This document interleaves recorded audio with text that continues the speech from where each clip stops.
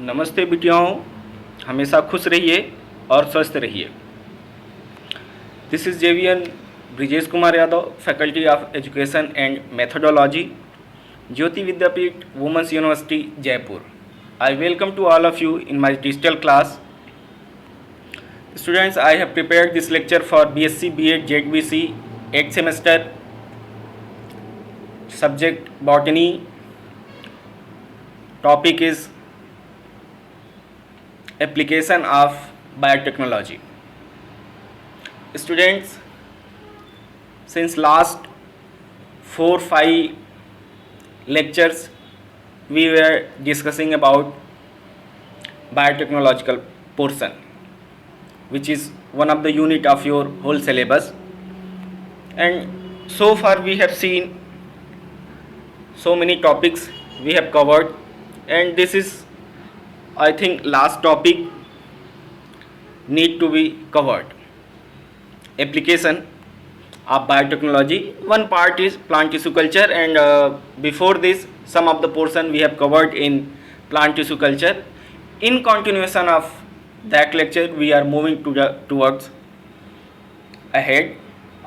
So today we'll start some of the topics of plant tissue culture. So let's start with callus culture. Callus culture. In callus culture, cell division in explant forms a callus. And what is callus? Callus is irregular, unorganized and undifferentiated mass of actively dividing cells. That is quite similar to cancer cell in case of animals. Okay, this is also unorganized, undifferentiated, which is actively dividing cells. Darkness and solid medium gelled by agar stimulates callus formation. These are two factors for callus formation. The medium contain the auxins and BAP, benzyl aminopurine. Both are growth regulator, you might be knowing, plant hormones. This stimulates cell division in explant, and callus is obtained within 2-3 weeks. Okay, next one is about the callus culture and subculturing.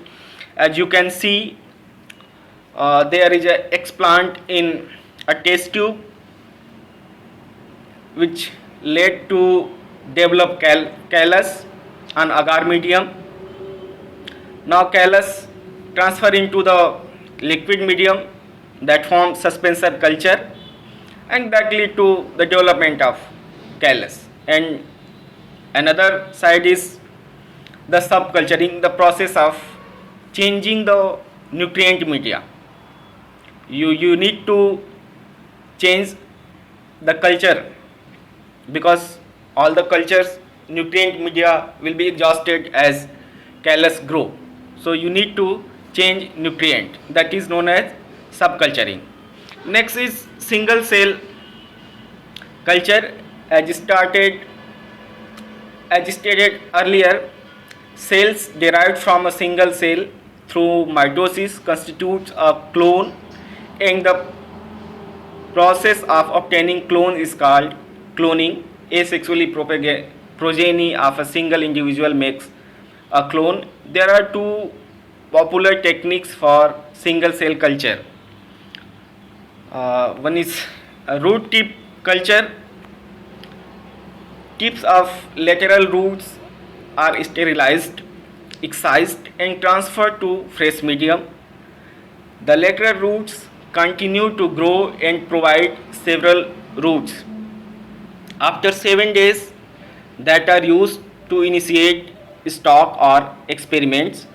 Thus, the root material derived from a single radical.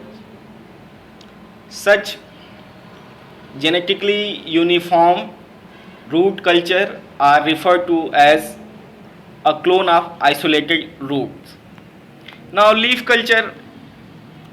Leaves may be detached from shoots, surface sterilized and placed in healthy condition for long period. Growth rate in the culture depends on their stages of maturity at excision. Young leaves have more growth potential than the nearly mature ones. So in leaf culture we select newly born leaves only. Then shoot tip culture, the excised shoot tip of many plant species can be cultured on relatively simple nutrient media. This media must contain growth hormones and will often form roots and develop into whole plants. Next is anther culture. This is very important.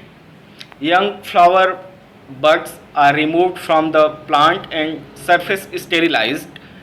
The anthers are then excised and transferred to an appropriate nutrient medium. The plantlet are formed after 4 to 5 weeks of inoculation. Many plantlets are produced from a single anther. Now pollen culture. Pollen grains are removed from the anther. Anthers are placed in a 5 ml liquid medium in petri dish.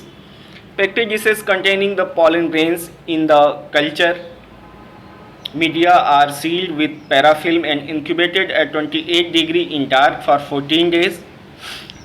3-4 weeks may be required to obtain haploid plantlets. This is angiogenesis, and this is developed by Indian scientists Guha and Maheshwari. Now another topic is micropropagation. Okay, what is micropropagation? This is another topic of your plant tissue culture. Micropropagation has many synonyms: tissue culture, mass propagation, in vitro culture, cloning, many more name is there. In vitro clone propagation. Micropropagation is the practice of rapidly multiplying stock plant material to produce a large number of progeny plants using modern plant tissue culture methods. Widely used for orchid, fern, many interior foliage plants. This is beneficial for those plants which seeds are unable to grow. Okay, for that purpose. Features of micropropagation: clonal reproduction, multiplication stage can be recycled many times to produce an unlimited number of clones. Easy to manipulate production cycle. Disease-free plants can be produced. Then steps of micropropagation. What are the steps for micropropagation? There are 5 stages, but I have categorized into in 3 groups. First one is zero stage, that is establishment, selection of mother plant and its maintenance. Second stage is initiation and establishment of culture. Third is multiplication of shoots or rapid somatic embryo formation. Next one, third stage, in vitro germination of somatic embryos and rooting of shoots. And next one is transfer of plantlets to sterilized soil for hardening under greenhouse environment. So these are the stages of micropropagation. Now methods of micropropagation, that is organogenesis via callus formation, direct adventitious organ formation. Another is embryogenesis, direct embryogenesis or indirect embryogenesis, and microcutting, that is meristem culture, microcloning or bud culturing. Now what are the advantages of micropropagation? From one to many propagules rapidly formed, multiplication in controlled lab condition, continuous propagation year round, potential for disease free propagules, inexpensive per plant once stabilized.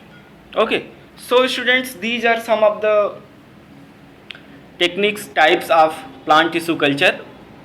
Thank you very much.